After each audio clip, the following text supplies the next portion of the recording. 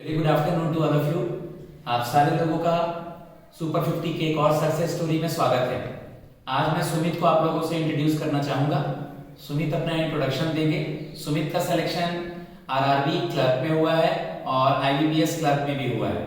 सुमित अपने इसी success story की गाथा को बताएंगे और आगे चल करके सुमित मेहनत करते रहेंगे। जल्दी ये बैंक पीओ बनेंगे और इनका ड्रीम जॉब है आरबीआई ग्रेड बी और नाबार्ड। अगली आवाज सुमित की। हाय गाइस, मेरा नाम सुमित है। मैं बेसिकली बिहार से हूँ, बट अभी मैं दिल्ली में ही रह रहा हूँ काफ़ी टाइम से। मैंने अभी फिलहाल बैंकिंग एग्जाम्स की प्रिपरेशन स्टार्ट की थी 2019 से। मतलब कॉलेज मेरा ख़त्म हुआ था जुलाई में। उसके बाद 3-4 महीने थोड़ा सोच समझ के अक्टूबर में सर के पास आया था मैं 2019 में कि अब बैंकिंग एग्जाम्स को टारगेट करना है। फिर वहाँ से 6-7 महीने तक सर के पास रहा। फिर कोविड आ गया, उसका थोड़ा अपना पढ़ना पड़ा। सर की गाइडेंस रहती थी हमेशा से। वर्क फ्रॉम होम जो भी तरीके से रहा, मतलब जो कोविड में बच्चे घर से पढ़ाई कर रहे थे, क्योंकि आप लोग को भी पता है कि कोविड में कोई इंस्टीट्यूशन नहीं खुला हुआ था, तो व्हाट्सएप ग्रुप था, गूगल मीट था, उसी के थ्रू पढ़ाई होती थी। ठीक है, सुमित ने बेसिक अपना खुद किया, वो कहीं नहीं गया। एक सुपर 50 एक ऐसा ऑर्गेनाइजेशन है जहां जिसको उसने ज्वाइन किया क्योंकि उसको एक प्रैक्टिस का प्लेटफॉर्म चाहिए था। इसका मैथ्स अच्छा था। मेरा एक्चुअली ऐसा था कि मैं मैथ्स में थोड़ा ठीक था पहले से ही। स्कूल्स में और कॉलेज में मैथ्स में मेरे को इंटरेस्ट रहता था, तो मुझे इतना लगता था यहाँ पे प्रैक्टिस करूंगा तो एक फ्लो बन जाएगा। फ्लो बनने के बाद अपना पे दिक्कतें खत्म हो जाएगी। जो भी थोड़े बहुत डाउट्स थे, तो यहाँ पे आके सबसे अच्छी बात यहाँ पे यही होती है कि आपको बोर्ड पे ऐसे वेज मिल जाते हैं जो आप कितने भी कहीं भी ढूंढ लो, वो मिलना पॉसिबल नहीं है। लाइव आप देखते हो, किसी को सॉल्व करते हो, फिर आपको समझ आता है कि हाँ यार इस तरीके से इस क्वेश्चन को कर सकते हैं। तो धीरे धीरे वही चीज़ें ग्रैब की, फिर अपना थोड़ी प्रैक्टिस की, तो अपना भी एक लेवल आ गया। उसके बाद एक कॉन्फिडेंस आया कि प्रीलिम्स में तो हो ही जाता है, मेंस के लिए तैयारी करनी तो मॉक टेस्ट वगैरह सब देते हुए और सर की गाइडेंस के साथ। सुपर 50 के बारे में सुमित आपको कैसे पता चला? सुपर 50 एक्चुअली मैंने मतलब जैसे अगस्त के बाद मैं लाइब्रेरी गया था थोड़ा पढ़ने के लिए, तो वहाँ पे 1 महीना पढ़ रहा था। तो वहाँ पे एक भैया मिले, उनके भाई यहीं से पढ़ के गए थे, वो बैंक ऑफ इंडिया में पीओ है। तो उन्होंने मुझे सजेस्ट किया कि तुम एक बार वहाँ पे जाकर ट्राई करके देखो। तो जब मैंने यहाँ पे आकर ट्राई किया 1 महीना, मुझे बहुत अच्छा लगा। तो मैंने सोचा यार ये बहुत सही जगह मिल गई मेरे को। कहीं इधर उधर भटकने से बढ़िया है कि एक जगह आप रेगुलरली जाओ, प्रैक्टिस करो, रिजल्ट्स आपके अपने आप ही आएंगे।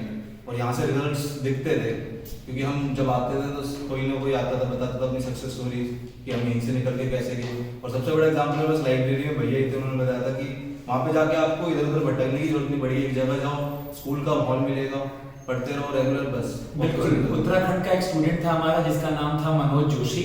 वो आज बैंक ऑफ इंडिया में है। He was a very young and very मतलब ब्रिलियंट स्टूडेंट। जब वो क्लास में था तो बहुत ब्रिलियंट था, अभी भी वो ब्रिलियंट है। आरबीआई ग्रेड बी की तैयारी कर रहा है, फिलहाल वो बैंक ऑफ इंडिया में है। सुमित की एक बहुत अच्छी चीज मुझे ये लगती थी कि सुमित को अपने सब्जेक्ट से रिलेटेड, चाहे वो ग्रेजुएशन हो, चाहे वो जिस चीज पे इसकी पकड़ थी, वो कॉन्सेप्ट्स क्लियर थे, क्योंकि तीनों सब्जेक्ट किसी का अच्छा नहीं हो सकता है। ठीक है, तो सुमित ने क्लास में आकर के बैंकिंग, करंट अफेयर्स, रीजनिंग के पजल्स वगैरह और मैथ्स में जो चीजें इनसे आती थी उसको इसने स्पीड करके करना सीखा। और एक क्लास का ऐसा माहौल है जिसमें एक बच्चा अगर दूसरे बच्चों को बता रहा होता है तो उसे चीजें समझ में आ रही होती हैं। जैसे कि मैं बोर्ड पे बच्चों को लाता हूँ सुमित, उससे क्या बेनिफिट होता है? बच्चा कैसे इंटरव्यू के लिए तैयार हो रहा होता है न्यूज़पेपर से या किसी बैंकिंग के टॉपिक से, ये चीज अपनी क्लास में कैसे है? सर जैसे सुपर 50 में ऐसा होता है कि आपको एक तो स्कूल जैसा माहौल मिलता है, तो स्कूल जैसी चीजें चलती हैं। एक टाइम टेबल सेट होता है हर चीज को करने का। तो जैसे अब सर ने मैथ्स के क्वेश्चंस दिए करने के लिए, तो उसके बाद कुछ क्वेश्चंस किसी से नहीं होंगे, हर कोई अलग अलग होता है। तो जिसका स्ट्रॉन्ग है, जैसे थोड़े टाइम बाद मैं भी स्ट्रॉन्ग कैटेगरी में, सर को लगा कि ये आगे बोर्ड पे बता सकता है। तो मेरे को ऐसे पहले कॉन्फिडेंस नहीं था, फिर सर ने और कॉन्फिडेंस दिया कि तुम आगे बताओ। तो धीरे धीरे मैंने बताना स्टार्ट किया। तो वो चीज़ें इस तरीके से आपको इम्प्रूव करते हैं कि आगे आप किसी के सामने भी बोलोगे। क्योंकि मैं पहले से पढ़ाता हूँ तो मुझे इतना ऑड सा नहीं लगा कि मैं आगे बोल ना पाऊँ। पढ़ाता था तो इसलिए मेरे को पता था मैं बोल तो दूंगा, समझा भी दूंगा चीज़ें। लेकिन ये किसी और बच्चे के लिए जो मतलब कि थोड़ा शाय होता हो, सोचता हो, और वो अच्छा है किसी के लिए, क्योंकि आधे लोग किसी के लिए पीछे रह जाते हैं, वो आगे नहीं आना चाहते, उनको आता सब कुछ है। बट वो आगे लाना जो है ना, वहीं यहाँ पे आके आपको अपना आप ही आगे जब इंटरव्यू में जाओगे आप, तो इसका बेनिफिट आपको दिखेगा कि यार हाँ मैंने 10 लोगों के सामने कुछ बोला है, तो 4 लोगों के सामने मैं वैसे ही बोल दूंगा। क्योंकि जब कभी भी आप सामने बोर्ड पे आते हैं 50-60 लोग के बीच बोलने के लिए, और कल को आपको लेटर और ऐसे डिस्क्रिप्टिव लिखना है, या रीडिंग कॉम्प्रिहेंशन से अब स्टोरी बेस्ड नहीं आती, रीडिंग कॉम्प्रिहेंशन में अब जो चीजें आती हैं वो इकोनॉमी बेस्ड आती हैं। ठीक है, स्कीम से रिलेटेड आती है, नेशनल इंटरनेशनल इशू ऑर्गेनाइजेशन से रिलेटेड चीजें आती हैं। तो इसमें कोई बच्चा अगर खुद तैयारी करके आ रहा है, क्लास को आगे आके कन्वे कर रहा है, तो जब वो लेटर और ऐसे लिखेगा या जब वो पैनल के सामने इंटरव्यू के लिए जाएगा, तो जरूर उसको कुछ ना कुछ चीजें कॉन्सेप्ट क्लियर हो रहा होगा, या वो जस्ट कहीं ना कहीं अपने इंटरव्यू और फेज 2 यानी मेंस के लिए रेडी हो रहा होगा। इसमें जैसे मैं एक चीज ऐड करना चाहूंगा, जैसे न्यूज़पेपर्स करवाते हैं ना, तो सर का सबसे पहला मेन मोटिव ही होता है, हम अपना न्यूज़पेपर पढ़ेंगे तो हम बहुत सारी उल्टी सीधी चीजें ही पढ़ लेते हैं। तो सर सबसे पहले कहते हैं हेडलाइंस पे फोकस करो, जो रिलेवेंट लगता है उसको पढ़ो। उसके बाद बिजनेस पेज पे आते हैं, बैंकिंग पेजेस पे, और जो मतलब कि एक दो एडिटोरियल्स जो होते हैं सारे नहीं पढ़ने होते, जो मतलब लगता है कि एग्जाम पॉइंट ऑफ व्यू से या तुम्हारे करंट अफेयर में कहीं यूज हो सकता है, तो उसी को पढ़ना, जिससे हमारी रीडिंग हैबिट बनी रहे। और बाय लेटर में और ऐसे में ये होता है करंट हॉट टॉपिक्स ही आते हैं, तो वहां भी तुम्हें कॉन्सेप्ट क्लियरिटी रहती है, हाँ ये चीज मैंने पढ़ी थी कभी ना कभी, तो वो तुम उस पर कंटेंट तुम्हारे पास रेडी रहता है लिखने को, काफी ज्यादा सोचना नहीं पड़ता उस टाइम पे। क्योंकि जब स्टूडेंट पढ़ाई कर रहा होता है तो उसी क्रम में वो कुछ चीज उसको आता है और कुछ चीज उसको नहीं आता है। तो न्यूज़पेपर में पढ़ने के लिए क्या टॉपिक है, मेनली वही पढ़ना है, क्योंकि हमारे पास रीजनिंग भी है, मैथ्स भी है, इंग्लिश भी है। तो बच्चे क्या करते हैं कि जो कुछ वेस्ट आर्टिकल्स होते हैं, यानी जो आर्टिकल्स हमें नहीं पढ़ना है पीओ बनने के लिए, उनमें अपना एनर्जी लॉस कर देते हैं, और जब तक वो बेस्ट आर्टिकल पे जाते हैं तब तक उनका एनर्जी खत्म हो गया रहता है। इसलिए मैं कुछ आर्टिकल चूज करके देता हूँ कि फ्रंट पेज के ये आर्टिकल पढ़ने हैं, चाहे वो ऑनलाइन क्लास कर रहा हो बच्चा, चाहे वो ऑफलाइन क्लास कर रहा हो। एडिटोरियल पेज के ये आर्टिकल पढ़ने हैं एंड बिजनेस पेज के ये आर्टिकल पढ़ने हैं। तो यानी हमें अवेयर रहना है। अगर कोई बच्चा कहता है कि सर मेरा करंट अफेयर्स वीक है, सुमित का भी करंट अफेयर्स अच्छा नहीं था, यहाँ आकर के क्विज के माध्यम से या यहाँ करंट अफेयर्स कैसे कराया जाता है वो आपको सुमित ही बताएगा।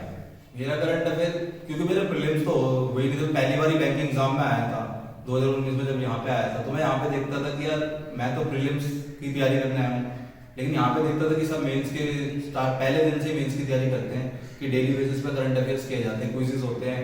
उसको मतलब एक ऐसा बना दिया जाता है कि आपको ओवरलैपिंग होती रहेगी रोज, कल जो पढ़ा हुआ आज रिवीजन हो जाएगा, मतलब आज जो आप पढ़ते जा रहे हो उसका रिवीजन होता रहेगा, तो आपको ऐसा नहीं लगेगा यार मैंने कल पढ़ा तो भूल गया मैं, क्योंकि ज्यादातर केस में ऐसे होता है कि हम पढ़ते हैं 7 दिन बाद पूछो तो भूल जाते हैं। तो लेकिन यहाँ पे डेली सर ऐसे पूछते रहते कि हमने कल ये डिस्कस किया था, तो उससे याद भी आता है, बाई चांस कोई भूल भी जाता है तो घर पे जाकर देख लेते हैं, हाँ यार ये चीज आनी चाहिए, सर कल को पूछ सकते हैं क्योंकि सर ने डिस्कस करवाया था। क्योंकि सर की खास बात है, सर कभी कुछ चीज डिस्कस करवाते हैं तो सर कभी भी रैंडमली किसी से पूछ सकते हैं, फिर वहाँ पे उस पर बात आ जाती है। स्कूल में जैसे देखते हैं कि सारे बच्चे देख रहे हैं, हमने पढ़ा है सर के सामने और हम बोल नहीं पा रहे, तो उस हिसाब से आपको खुद ही मोटिवेट करेगा चीज, अगले कोई बच्चा वो खुद करके आएगा, खुद ही करके आता है। चाहे मैथ्स का टेबल स्क्वायर क्यूब हो, चाहे कैलकुलेशन को स्पीड कैसे करना हो, चाहे वो करंट अफेयर्स का कोई टॉपिक हो, स्टैटिक का टॉपिक हो और बैंकिंग का टॉपिक हो। क्विज में क्या होता है सुमित? क्विज में जैसे क्या होता है कि सर पहले ऐसा देते हैं कि सर की पीडीएफ्स आती है, सर डेली तो करवाते हैं क्विजेस, कई वेबसाइट्स 2-3 वेबसाइट है वहां से करवा देते हैं, और सर डेली न्यूज तो करवाते हैं। उसके बाद सर एक टारगेट देते हैं कि इस हफ्ते का आपको पढ़ के आना है, क्विज होगा, तो 3 ग्रुप बना देते हैं, फिर ग्रुप वाइज मार्किंग होती है, खुद ही ग्रुप को पता चलता है यार कि हम कहाँ लाइक कर रहे हैं, एक ग्रुप तो बहुत अच्छा परफॉर्म कर रहा है, एक काफी ज्यादा पीछे है, तो सब बिना ऑप्शन के आंसर देना एक बहुत बड़ी बात है। फिर वहां पे आपको ये होता है ना एग्जाम में जाके आपको ज्यादा सोचना नहीं पड़ता और ना आप डाउट में रहते हो, आपको पता है तो पता है, नहीं पता तो नहीं पता है, उसमें नहीं आता है कि हाँ भाई 2 ऑप्शन में कंफ्यूजन है, 3 में अच्छा, बच्चों का सुमित प्रीलिम्स और मेंस नहीं होता है तो कुछ बच्चे निराश और हताश हो जाते हैं, स्वाभाविक है, लेकिन उससे कैसे ओवरकम करना चाहिए? सर प्रीलिम्स नहीं होता है, पहली बात तो ये कि एग्जाम ले रहे हैं तो प्रीलिम्स काफियों का होगा, काफियों का नहीं होगा, ये तो फैक्ट है। तो आपको ये समझना पड़ेगा कि जैसे मेरे प्रीलिम्स बहुत नहीं होते थे, 0.5 1 नंबर से मैं सर से ही पूछता था, सर तो मैं आगे बताता सर मैंने आज 92 करे, 91 किए, सर बोलते तब तो हो जाना चाहिए, और रिजल्ट आता था तो मेरा 1 नंबर या 0.5 मैं भी आश्चर्यचकित हो जाता था कि इतना करने के बाद क्लास के बच्चे पूछते थे सुमित का क्यों नहीं हुआ। तो शुरुआत में ये थोड़ी नेगेटिव होती थी, कुछ क्वेश्चन वो चीजें आपको एक टाइम पे बेकार लगी, 1-2 दिन मन करेगा कि भाई अब तो ये मतलब क्या ही पढ़ के जाए, 90 करके आ रहे हैं, पूरी परफॉर्मेंस अपनी बेस्ट दे दी, लेकिन वही होता है ना कि आप अपनी एक्यूरेसी भी देखो ना, साथ साथ फैक्ट को लेके चलो साथ में कि आपने कहाँ गलती की। 90 कर रहे हो तो आपकी कम से कम 80 नंबर आने चाहिए, ऐसा नहीं कि 90 तो हर कोई करा सकता है, फिर ऐसे तो 50 नंबर भी आए तो वो भी उसी जगह है, आपका 0.5 से भी रुका है तो तुम भी उसी जगह हो। तो मैंने इन चीजों पर ध्यान दिया कि मेरी दिक्कत कहाँ आ गई। मेरा मैथ्स रीजनिंग ठीक था तो मैंने कोशिश की कि उसमें गलती, सर का यही मानना है हमेशा, मतलब सर यहाँ पे बोलते थे कि आप मैथ्स रीजनिंग में 0 नेगेटिव रखो तो ज्यादा अच्छी परफॉर्मेंस रहेगी। क्योंकि इंग्लिश क्या होता था, मैं वैसे तो इंग्लिश बैकग्राउंड से इकोनॉमिक्स ऑनर्स की है, लेकिन तब भी रीडिंग हो पाती थी, मेरे से ग्रामर में बिल्कुल नहीं आता था। तो ग्रामर मैथ्स और रीजनिंग हम सॉल्व कर रहे हैं, जो हमारा आंसर आ रहा है वही टिक लगाएंगे। आज हमारा अगर 35 में 12 मैथ्स बन रहा है, 18 बन रहा है, 20, 22, 25, 30 क्वेश्चन के लेवल के अकॉर्डिंग बन रहा है, तो लेकिन हमारा अगर नेगेटिव कम हो रहा है तो ये बहुत बेनिफिट होगा, क्योंकि आरआरबी के पीओ और क्लर्क के प्रीलिम्स के मार्क्स में नॉर्मलाइजेशन होता है, तो बहुत फायदा होता है। डिफरेंट शिफ्ट्स होती है तो वहाँ पे नॉर्मलाइजेशन होता है, जितनी अच्छी एक्यूरेसी रखोगे उतने ज्यादा आपको मार्क्स मिलेंगे, तो वो चीज मैटर करती है। आपकी मान लो इंग्लिश ही अच्छी है तो आप इंग्लिश में एक्यूरेट हो, जो सब्जेक्ट आपके अच्छे है उसको अच्छा ही बनाना है, और जो वीक है उसको एटलीस्ट एवरेज पे लेके आओ कि आप बाकी से पीछे ना रहो। तो सर का तो हमेशा मानना भी ऐसा ही, तो वैसे ये देखा भी जाए तो जनरली ठीक ही है कि आप मैथ्स रीजनिंग कर रहे हो, ऐसा सब्जेक्ट है जहाँ पे आपको श्योरिटी आंसर। इंग्लिश में कभी बार ऊपर नीचे हो जाता है कि आपको ये लग रहा है आंसर बट वो था नहीं। मैं अभी कुछ दिनों में SBI clerical, LIC double A या जो भी वैकेंसीज आने वाला है उसके लिए सुपर 50 में ऑनलाइन गूगल मीट के थ्रू, व्हाट्सएप ग्रुप के through, offline face to face classes start हो गई है प्रीलिम्स, मेंस और इंटरव्यू की। आप कम्युनिटी सेक्शन में जाकर के देख सकते हैं, क्लास का मैं इमेज डालता हूं। आप कम्युनिटी सेक्शन में आज मैंने पहले जनवरी के चारों वीक के पीडीएफ डाल दिए थे करंट अफेयर्स के, जो मैं खुद बनाता हूं। आज मैंने फरवरी का भी वहां पे डाल दिया है। किसी को भी सुपर 50 ज्वाइन करना हो, कोई मीडिएटर नहीं है, डायरेक्ट मेरे कॉल पे, मेरे से व्हाट्सएप पे आपकी बात होगी 7503235358। सुमित ने बहुत मेहनत किया, आज वो पीओ नहीं बना है, लेकिन आने वाले समय में बिल्कुल मैं जल्दी आप लोगों को बताऊंगा कि सुमित पीओ बन गया है। इंटरव्यू में यहाँ क्या बेनिफिट होता है, सुमित तुम्हें भी क्या बेनिफिट मिला? थोड़ा सा ऊपर नीचे इंटरव्यू हुआ और थोड़े मेंस के नंबर तो अच्छे थे, रिजल्ट नहीं हुआ है, पीओ में फाइनली क्लर्क में हुआ है, बट एक जॉब की शुरुआत हो चुकी है और आगे आकर के मैं सुमित को जरूर बनाऊंगा और सुमित भी जरूर मेहनत करेगा। इंटरव्यू में पहले जैसे मैं 2019 में आया था तो यहाँ पे मैं प्रीलिम्स के लिए तैयारी कर रहा था, तो मैं देखता था कि जब, क्योंकि हम नए बच्चे थे तो हम देखते थे दूसरे बच्चे आके यहाँ पे इंटरव्यू देते हैं, तो एटमॉस्फेयर वैसे दिखता था यार, हाँ one by one mock interview होता है। ऐसा नहीं है कि आपको पहले कहीं बिठाया जा रहा है, रिसेप्शनिस्ट बुला रही है, फिर उसके बाद आपको सर के पास भेजा जाएगा, सीधा सर ही सबसे कांटेक्ट करते हैं, और सबकी मतलब वीकनेस क्लासेस पहले स्टार्टिंग में होती है 3-4 क्लासेस, उसमें समझ जाते थे कि हाँ भाई तुम्हारी करंट अफेयर थोड़ी कम है, तुम्हारी बैंकिंग नॉलेज थोड़ी कम है। तो ये मैंने आरआरबी पीओ इंटरव्यू जब मैंने खुद क्लासेस यहाँ पे ली तो मैंने ये चीज एक्सपीरियंस किया कि सर देख लेते हैं, हाँ तुम्हें स्कीम्स में मेहनत करनी है, तुम्हें इस चीज पे मेहनत करनी है, तो बच्चा पता है कि उसका यार ग्रेजुएशन सब्जेक्ट किसी का वीक है तो सर बता देते हैं, तो उस हिसाब से आपको एक बेनिफिट हो जाता है। उसके बाद मॉक इंटरव्यू लेना, तो वो तो सबसे अच्छी चीज है कि आप मॉक इंटरव्यू देके जा रहे हो 2-3, तो वैसे आप में कॉन्फिडेंस रहेगा। मेरा इंटरव्यू इसलिए खराब हो गया कि मैं गया तो था बट वही है, कुछ चीजें आपकी फेवर में नहीं रहती वहाँ पे, और थोड़ा कॉन्फिडेंस की कमी रह गई हुई क्या पता, इस वजह से रह गया। लेकिन कोई नहीं, वो तो होता रहता है, ये चीजें तो लाइफ में अप डाउन आते रहते हैं। अब आगे को देखेंगे जब RBI grade B interview. Newspaper का कितना इंपॉर्टेंट रोल है करंट अफेयर्स में, इंग्लिश में? सर न्यूज़पेपर का तो जैसे इंग्लिश में तो पूरा रोल न्यूज़पेपर का ही अगर देखा जाए, जैसे मेरी खुद ग्रामर तो बिल्कुल वीक ही है, तो मैंने न्यूज़पेपर ही पढ़ा था रीडिंग के लिए। मेरी इंग्लिश में ऐसा था कि प्रीलिम्स में 15-16 नंबर भी आ जाते थे, ठीक था, एवरेज ही रहता था, कभी 20+ आते नहीं है। तो इसीलिए मैं तो यही फेवर करता हूँ, आप रीडिंग करते रहो, जितनी ज्यादा रीडिंग करोगे उतना बढ़िया। ग्रामर का रोल उतना है नहीं, मेंस में भी उतना नहीं, मेंस में भी आपको मिनी पैसेज मिलते हैं या कोई लॉन्ग पैसेज मिलेगा, उसमें भी 1-2 वोकैबुलरी क्वेश्चंस होते ही हैं, तो वो आप कर लो।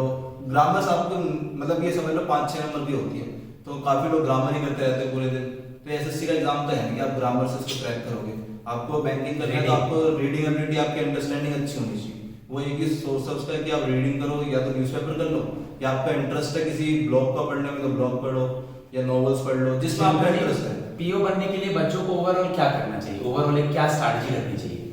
सर पीओ अभी तो मैं खुद बनना चाहता हूं, तो मैं अपनी स्ट्रेटजी मतलब बैंकिंग के एग्जाम में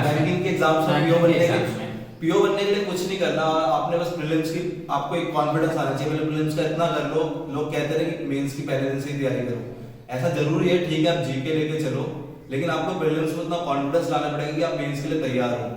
प्रीलिम्स में आप अगर वीक हो और आप मेंस की पहले से तैयारी करो तो आपका शायद से प्रीलिम्स ही ना हो, तो आप प्रीलिम्स पे पूरा फोकस रखो जब आप तैयारी करते हो। तो मान लो प्रीलिम्स में फोकस रखो, साइड बाय साइड न्यूज़पेपर और करंट अफेयर्स लेके चलो, ज्यादा मत मेंस के पीछे भागो कि मेंस की पहले दिन से तैयारी, ऐसा कुछ नहीं होता। प्रीलिम्स मैंने भी ऐसे किया था, प्रीलिम्स में पूरा फोकस रखता था, और प्रीलिम्स के मॉक्स इतने सारे लगाए, एक टाइम पे जाके 95+ परसेंटाइल आने लगी, तो एक कॉन्फिडेंस अपना भी आ जाता है, हाँ अब ठीक है, अब तुम साइड बाय साइड बड़े लेवल के क्वेश्चंस भी लगाओ, क्योंकि आप स्टार्टिंग में जाओगे ना मेंस लेवल के क्वेश्चन लगाने तो आप शायद से डिमोटिवेट होकर पढ़ाई छोड़ सकते हैं। तो आप इससे बढ़िया पहले प्रीलिम्स से स्टार्ट करो, जितने ज्यादा इजी क्वेश्चंस हो, क्योंकि पेपर इजी आता है, और काफी मॉक टेस्ट्स होते हैं, वो काफी डरावने क्वेश्चंस बनाते हैं, बच्चे डर जाते हैं उससे। तो आगे आप अपने लिए नाबार्ड, आरबीआई ग्रेड बी और बैंक पीओ के लिए तैयारी करना चाहेंगे, किस हिसाब से आप तैयारी करेंगे आप एक लाइन में? अब जैसे कि अब तो मेरी लाइफ थोड़ी डिफरेंट हो जाएगी कि मुझे जॉब के साथ तैयारी करनी है, तो वैसे ही मेरा, वैसे तो मैं पढ़ाता भी था तो मुझे इतना है, लेकिन पढ़ाना 1-2 घंटे होता है, यहाँ पे आपको 6-7 घंटे की जॉब करनी है या 8 घंटे की जॉब करनी है। तो उसके बाद वही है, मुझे शाम को टाइम मिलेगा, सबसे पहले मैं कोशिश करूंगा मुझे आसपास कहीं लाइब्रेरी मिल जाए, सबसे बढ़िया रहेगा लाइब्रेरी जाके। सबसे जरूरी है आपको, आप कहीं बैठ के 3-4 घंटे पढ़ो। जैसे यहाँ पे भी यही होता है कि 6 घंटे आपको बैठना पड़ता है, ऐसा नहीं है कि आप 1-2 घंटे बैठ के चले गए, बाकी इंस्टीट्यूट्स में होता है आपको थोड़ा बहुत सिखा दिया, आया तो ठीक है, नहीं आया तो भी ठीक है। तो ये चीज़ होती है, आपको बैठने की आदत यहीं पे, मेरे को बैठने की आदत भी लग गई थी, तो लाइब्रेरी में सिटिंग एक बनानी पड़ेगी मुझे।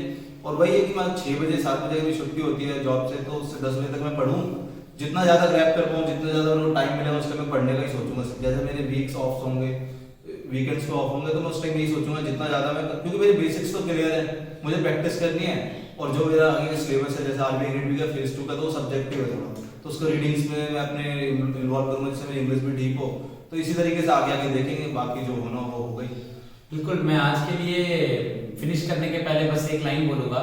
सुमित या और भी बच्चे यहाँ आते हैं तो एक बात जरूर कहते हैं कि सर हमारे आंखों के सामने जब इतने सारे बच्चे बन रहे हैं, जो मेरे बगल में बैठा है वो बन गया, सर इसका पीओ हो गया, उसका क्लर्क हो गया, जब लाइव इतने बच्चे बन रहे हैं बल्क में 40 बच्चे 50 बच्चे, तो सर हम क्यों नहीं कर लेंगे? ये एक तरह से बहुत मोटिवेशन की बात होती है। सच में जैसे यहाँ पे आते हैं तो देखते हैं कि कभी आपसे कोई मिलने आता है जो हमारे सामने बैठता था एक टाइम पे, उसके मॉक में अच्छे मार्क्स आते हैं, हमें दिखता था यार उस बंदे की परफॉर्मेंस अच्छी है, उसका होना चाहिए, बेकार भी लगता है किसी का नहीं होता, तो वो हमें दिख जाता है, तो हमें लगता है हम भी अगर मॉक में यहाँ पे आके उतने मार्क्स ले आएंगे। अब कल को इनकी सीनियर का सिलेक्शन हुआ, जिसका वीडियो मैंने कल ही आज ही अपलोड किया है सोनिया कैमरा बैंक में, उसके लिए दिल से पूरी क्लास पूरे स्टूडेंट सब लोग प्रे करते थे कि वो, क्योंकि she was a very brilliant student और हार्ड वर्किंग बहुत थी वो, मतलब उनका ऐसा था कि आप उनकी बस इंग्लिश एक थोड़ी वीक पॉइंट, लेकिन न्यूज़पेपर पढ़ के उन्होंने मेहनत किया उस पे भी। वही जो मैं 3-4 महीने यहाँ पे मैं स्टार्टिंग में था, तो मैंने देखा था कि मैथ्स जीएस तो उनकी ऐसी थी कि आप नींद में भी क्वेश्चन करवा दो कर देंगे वो, तो जीएस के भी उन्होंने ऐसे ऑप्शंस की जरूरत ही नहीं, सीधा ऑनलाइन में क्वेश्चन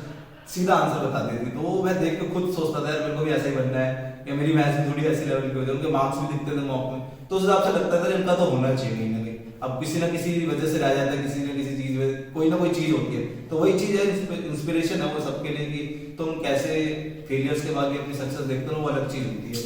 ठीक है सुमित, मैं आगे आपके करियर के लिए आपको आशीर्वाद देता हूँ कि आप जल्दी से जॉब ले, probationary officer RBI grade B और नाबार्ड में। और आप बच्चों को यही कहना चाहूंगा, कर दिखाओ कुछ ऐसा कि दुनिया करना चाहे आपके जैसा, और मेहनत करो। किसी तरह की कोई दिक्कत हो आप मुझसे कांटेक्ट करो, और पीओ बनना कोई भी बड़ी बात नहीं है, बस आपने ठान लिया तो आप पीओ बन गए।